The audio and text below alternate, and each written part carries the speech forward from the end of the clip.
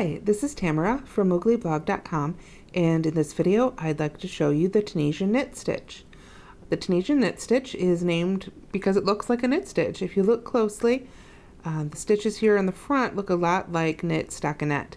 From the back, it's a little bit like knit garter stitch, although it's a little bit different, as you can see. There's a little bit more thickness and a little more texture there. But this is the right side of the Tunisian Knit Stitch fabric. So today I'm going to go ahead and show you how it's done.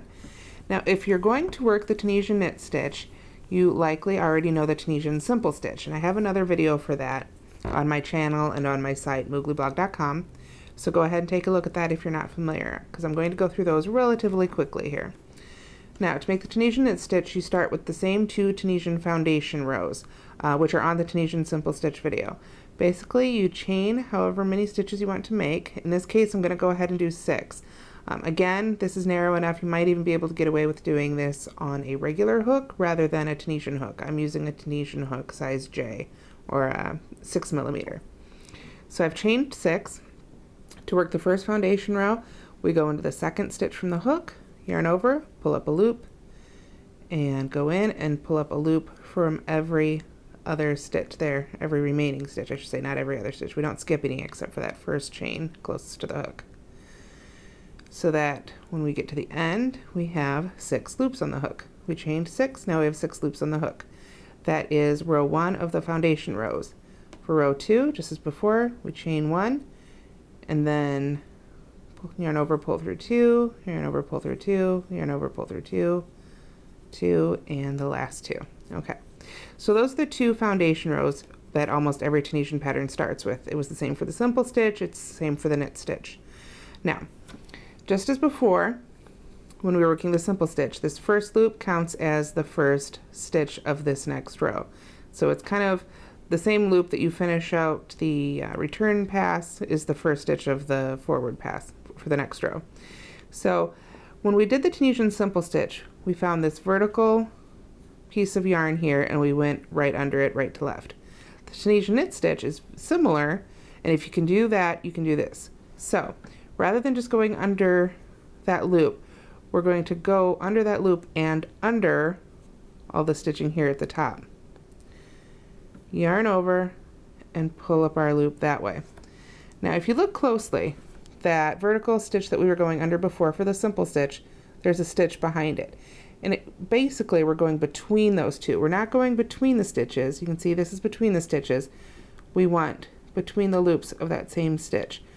We want to go between those and under all the stuff that's on top there. So you can see instead of going straight under this way, we go all the way to the back. From there we yarn over and pull up our loop. And just as before, we should end up with as many loops as we had stitches there. Okay, and then when you get to the end, go right between those 2 loops again, but it's a little different. We want to have those 2 at the end for a nice edge, yarn over and pull up a loop.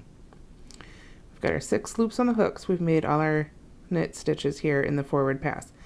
And you can see it's already, we've got kind of those forward facing loops and V's like you have in a knit stitch. So the return pass for Tunisian Knit Stitch is the same as the return pass for so far all the other stitches I've showed you.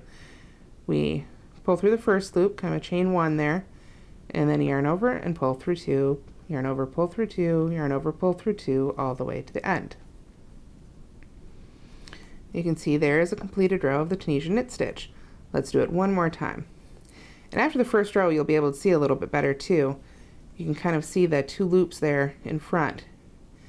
And one is coming out the front of the top and the other is behind it. And we want to keep the one in front of our hook and the one behind it in back, and just push straight through the fabric. So all those loops, all that junk happening up there, when we make our return pass, that's all going to be enclosed, if you will, in that stitch when we pull up that next loop.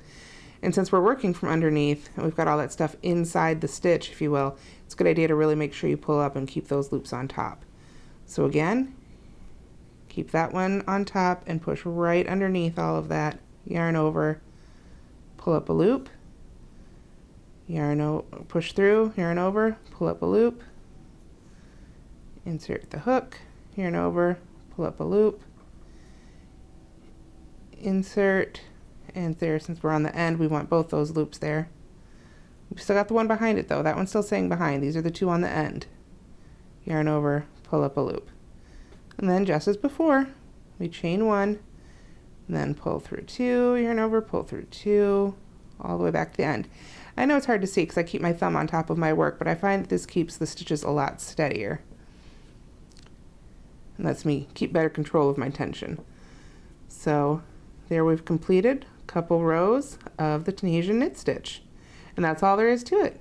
Thanks for watching.